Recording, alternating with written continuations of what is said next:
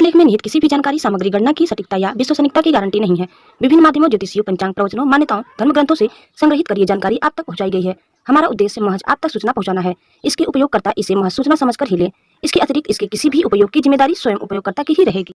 नमस्कार दोस्तों, स्वागत है आप सबका आपके चैनल जी जायसवाल यूट्यूब स्टोरी पर।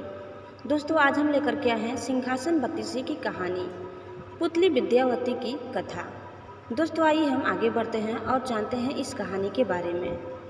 दोस्तों, विद्यावती नामक 17वीं पुतली ने जो कथा कही वह इस प्रकार है। दोस्तों, आगे बढ़ने से पहले आप इस चैनल में नए हैं तो प्लीज़ इसे सब्सक्राइब कर लें। वीडियो को अंत तक देखिए। हमारा यह वीडियो आपको कैसा लगा कमेंट बॉक्स में ज़रूर बताइए। महाराजा विक्रमादित्य की प्रजा जो कोई कमी नहीं थी। सभी लोग संतुष्ट तथा प्रसन्न रहते थे।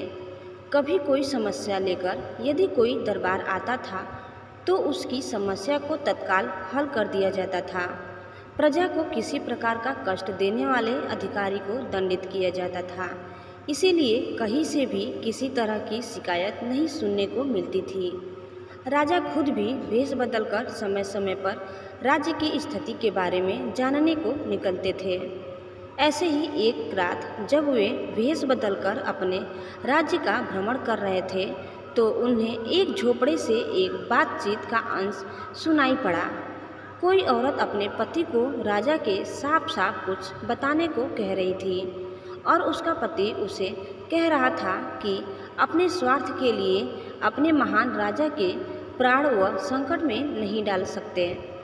विक्रम समझ गए कि उनकी समस्या से उनका कुछ संबंध है। उनसे रहा नहीं गया। अपनी प्रजा की हर समस्या को हल करना वे अपना कर्तव्य समझते थे। उन्होंने द्वार खटखटाया तो एक ब्राह्मण दंपति ने दरवाज़ा खोला। विक्रम ने अपना परिचय देकर उनसे उनकी समस्या के बारे में पूछा तो वे थर थर काँपने लगे। जब उन्होंने निर्भय होकर उन्हें सब कुछ स्पष्ट बताने को कहा तो ब्राह्मण ने उन्हें सारी बात बता दी। ब्राह्मण दंपति विवाह के 12 साल भी निसंतान थे। इन 12 सालों में संतान के लिए उन्होंने काफ़ी यत्न किए।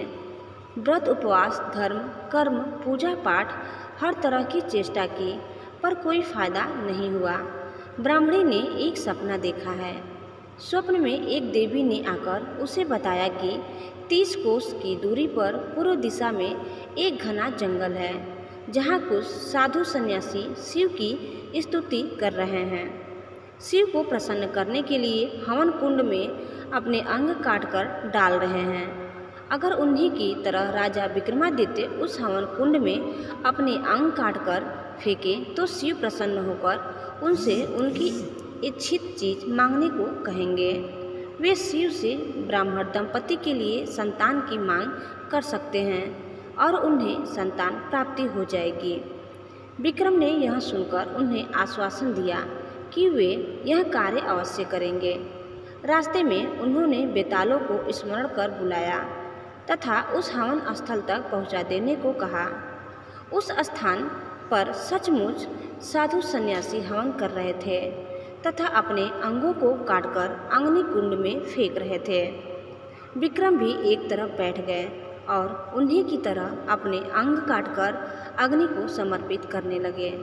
जब विक्रम सहित वे सारे जलकर राख हो गए तो एक शिवगढ़ वहां पहुंचा तथा उसने सारे तपस्वियों को अमृत डालकर जिंदा कर दिया, मगर भूल से विक्रम को छोड़ दिया। सारे तपस्वी जिंदा हुए तो उन्होंने राख हुए विक्रम को देखा।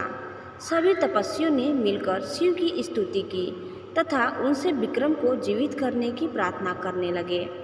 भगवान शिव ने तपस्वियों की प्रार्थना सुन ली तथा अमृत डालकर विक्रम को जीवित कर दिया। विक्रम ने जीवित होते ही शिव के सामने नतमस्तक होकर ब्राह्मण दंपति को संतान सुख के लिए प्रार्थना की। शिव उनकी परोपकार तथा त्याग की भावना से काफ़ी प्रसन्न हुए तथा उनकी प्रार्थना स्वीकार कर ली। कुछ दिनों बाद सचमुच ब्राह्मण। तो दोस्तों, आपको हमारी यह कहानी कैसी लगी हमें कमेंट बॉक्स में ज़रूर बताइए और आप इस चैनल में नए हैं तो प्लीज़ इसे सब्सक्राइब करना न भूलें। धन्यवाद।